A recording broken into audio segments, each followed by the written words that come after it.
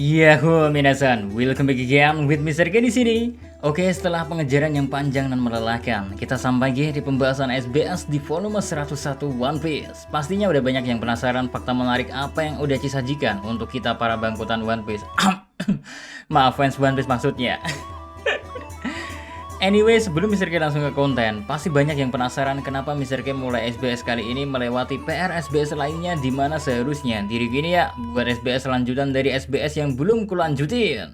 Ya, jawabannya adalah hype dan antusias kalian membuat Mr. K terpaksa melewati birokrasi SBS di Animania. Untuk kali ini aja Mr. K bakal bahas SBS 101 secara independen, tapi tetap kelak SBS 101 ini akan ada konten serba-serbi SBS-nya bersama Iris. Ya, anggap aja dua konten sama dengan pembawaan berbeda akan ada di konten Animania khusus SBS 101 atau simpelnya double AdSense.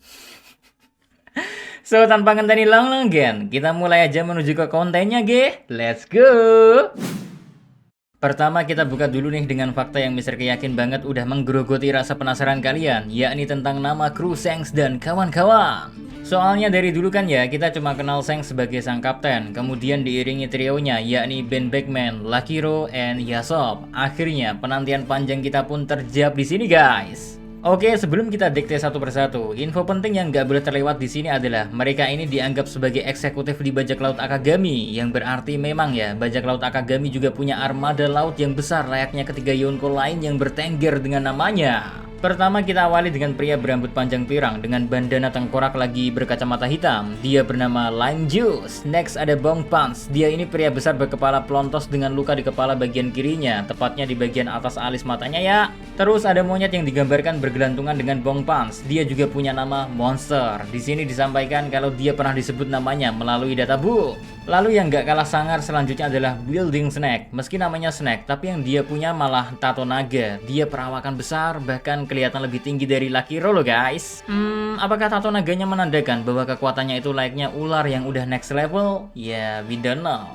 Berikutnya yang berdiri di belakang Yasop bernama Hongo. Ia ditunjukkan punya rambut yang dikuncir dan kayaknya sih bawa senjata semacam tongkat gitu sih. Dan terakhir adalah Howling Gap. Di antara yang lain, jujur dia kelihatan paling buas banget. Soalnya dia ditunjukin dengan wajah sangar siap memangsa layaknya seekor singa.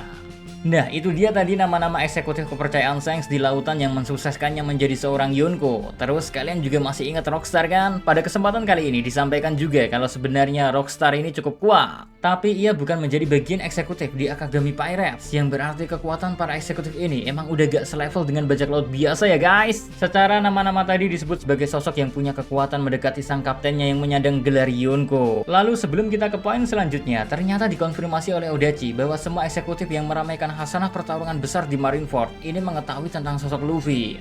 Another interesting clue nih. Pertemuan Yamato dengan ketiga samurai misterius di chapter 1024 tentu mengundang pertanyaan baru kan? Apakah salah satu dari mereka, Shimotsuki Ushimaru, adalah ayah dari Zoro the Lord of Map ini? Ya, kalau bahas secara teori, emang seolah banyak clue yang mendukung gitu kan, apalagi sekilas dari penampilan. Cuma di sini Odachi akhirnya mengkonfirmasi mengenai rumor itu karena ia mengakui cukup sering ditanyai pertanyaan serupa. Terlebih, Odachi juga memberi nama dua orang lainnya yang kebetulan bersama di penjara. Jadi dikonfirmasi dengan jelas ya bahwa Shimotsuki Ushimaru bukanlah ayah biologis dari Zoro, alias kebenaran hubungan ayah anak keduanya ini nol besar. Terus diceritain sedikit juga soal Ushimaru ini. Usai kematian Oden, Ushimaru dan para samurai lainnya jelas menyimpan dendam besar terhadap Orochi dan Kaido. Mereka kemudian mencoba melakukan pemberontakan besar-besaran, namun sayang 2000 sayang. Mereka semua harus berakhir dengan kekalahan oleh Beast Pirates. Dan Ushimaru juga harus mendekam di penjara yang telah disiapkan. Oda sendiri kayaknya nih ya, sedikit terlambat menyadari kemiripan Ushimaru dengan Zoro. Soalnya Oda Sensei sempat bercerita kalau dia kepengen menciptakan momen di mana Onimaru mencuri pedang Susui dari Zoro. Onimaru ini sendiri udah kayak duo yang gak terlepaskan lah barengan dengan Ushimaru. But ngelihat perawakan Zoro yang ternyata mirip khususnya dengan Ushimaru muda, Oda gak mau bikin segalanya jadi runyam dan mutusin buat mengurungkan niatnya tersebut dah. Dibatilin aja udah keluar spekulasi luar biasa kayak gini kan? Gimana semisal beneran kejadian? Terus dengan dua orang yang bersama dengan Ushimaru diungkap oleh Odachi namanya. Jadi yang punya badan rada gempal dan unyu-unyu ini bersama Fugetsu Musubi yang juga dikenal sebagai Daimyo of Kibi. Dan yang kedua bernama Uzuki Tempura yang disebut juga sebagai Daimyo of Udon. Odachi menambahkan, ia sama sekali gak berniat nama kedua Daimyo tadi disampaikan di manga. Makanya melalui kolom SBS volume 101 ini, Oda menjelaskan nama kedua orang tersebut. Mungkin Oda Sensei beranggapan nama kedua orang tadi gak terlalu berpengaruh besar ke jalan cerita utama One Piece kan? Dan poin SBS 101 yang bahas Zoro Orochimaru ini ditutup dengan kebingungan Odachi yang berpikir, sekiranya perlu nggak ya membahas silsilah atau garis keturunan Orochimaru ini? But Oda Sensei mutusin buat let it go aja dulu, ge. Alias membiarkan semuanya seperti sekarang dan ngalir, serta kebingungan tadi pengen dia biarin dulu. Tentunya kita pun sebagai fans semakin bingung juga akan rahasia silsilah Zoro. Aduh, wes pokoknya senyamannya udah aja lah ya, kita manut baik. Poin selanjutnya yang dibahas adalah sosok Franky yang tetap nyentrik meskipun dia udah berusia renta nantinya. Jadi di sini ya, Odachi menggambarkan gimana sosok Franky yang berusia 50 dan 70 tahun. Gak cuma itu, Oda Sensei juga nambahin dua kepribadian Franky, yakni andai dia jadi baik atau di lain garis dunia dia jadi jahat. Sebutan kerennya sih gitu, intinya ada versi baik ada versi jahat lah. Kita bahas yang versi baik dulu nih, kayaknya lebih asik. Di usia 50 tahunan, Franky tetap terlihat gagah dengan balutan kaca hitam sambil berkata, cuaca di pulau ini dingin banget gak sih? Jadi biarin aku menyiapkan penghangat yang bisa memberi kehangatan di pulau ini. Di usia 70 tahunan juga agak seru, dengan kumis dan jenggot yang makin tebel, Hot Daddy Franky bilang, baru aja nih aku benerin sepeda kamu, plus aku kasih bonus meriam di sepeda itu. Ampun deh, udah tua tetap mau ditempur juga. Nah, lalu kita ke versi yang jahatnya. Di usia 50 tahun versi jahat, Franky layaknya seorang Robocop guys. Iya, asli, coba lihat aja dah. Semua tubuh sampai muka, makin ketutup unsur-unsur robotik gitu. Terus dia juga bilang, aku adalah robot yang menghancurkan seluruh kapal di dunia ini. And then, di usia 70 tahunan versi jahat, Franky malah jadi kapal perang dengan layar bertuliskan BF-70 sembari berkata, aku kapal perang Franky, dengan nada-nada ala robot-robot gitulah. Berikutnya, poin pembahasannya adalah soal geng. Enggak, ini bukan soal muka dia atau semacamnya lah ya. Cuma, masih nyegol-nyegol dikit lah. Dikit tapi lo ya. Jadi ada semacam pertanyaan soal gimana King makan dengan topeng yang nutupin wajah termasuk mulutnya itu. Simbolnya, Odachi menggambarkan ilustrasi gimana King makan sesuatu yang bulat kecil. Aku sih nganggepnya ya semacam dango atau roti bundar gitu loh. Donat ball atau perkedel. King gak membuka topengnya pas lagi makan, malahan ia lebih rela memoncongkan mulut atau paruhnya dan mengunyah makanan tersebut sampai membuat bulatan besar di pipinya. Jadi malah kayak anak kecil yang ngelama-lamain makan pas lagi disuapin ya.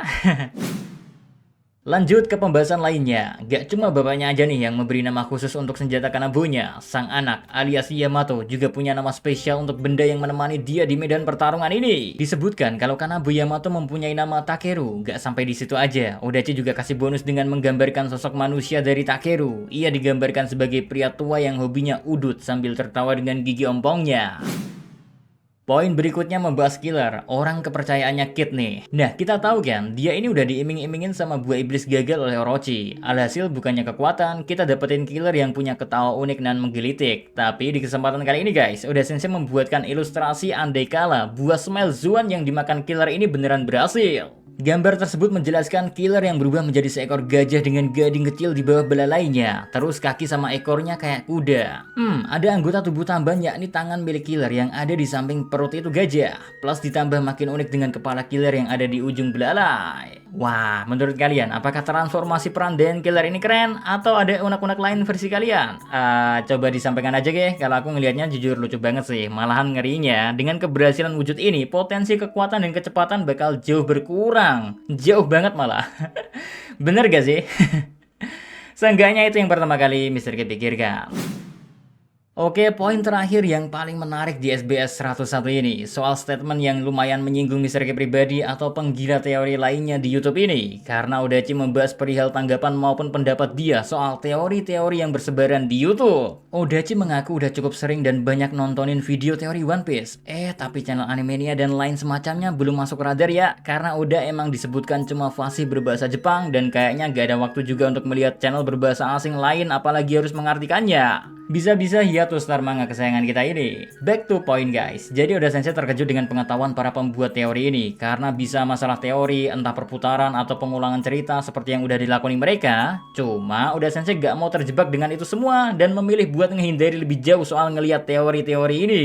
Lebih detailnya lagi begini. Iya, para penggemar teori ini tentu punya totalitas yang luar biasa kan dalam memahami jalan cerita One Piece itu sendiri. But Oda Sensei gak mau melupakan pihak yang menonton, membaca, sekaligus menikmati One Piece dengan santai apa adanya. Iya, gak mau sampai punya pemikiran, baiklah kayaknya hal kayak gitu gak usah dijelasin lagi deh. Nope, Oda Sensei gak mau terjebak di pemikiran tersebut. Jadi ia kepengen One Piece tetap bisa dicintai serta dinikmati oleh berbagai kalangan, siapapun dan dimanapun. Wow, pemikiran yang cukup unik dari Oda Sensei kan? Alih-alih ngegocek teori-teori, Oda Sensei lebih berusaha menciptakan jalan cerita yang penuh kejutan, namun tetap bisa enjoy dinikmatin siapapun. Beliau gak mau menyamaratakan kemampuan pemahaman penggemar One Piece melalui pengetahuan para pembuat teori, namun tetap berpegang teguh dengan cerita yang penting bisa diikuti dengan kesenangan hati. Nah, kalau kalian sendiri gimana guys? Apakah kalian pencinta teori seperti layaknya mungkin Mr. K dan YouTuber lainnya yang suka ngubek-ngubek clue demi clue, atau menikmati sambil menunggu tiap misteri dijawab oleh waktu? Well, yang manapun itu, selagi kita bisa nikmati cerita yang disajikan Odachi, apapun jadi gak penting. Sing penting One Piece selalu di hati. Ya, sampai sini dulu pembahasan kita di SBS volume 101 ini. Nantikan terus konten menarik kita selanjutnya, oke? See you again next time. Adios, jika ada below. Stay safe everyone. Salam Animania.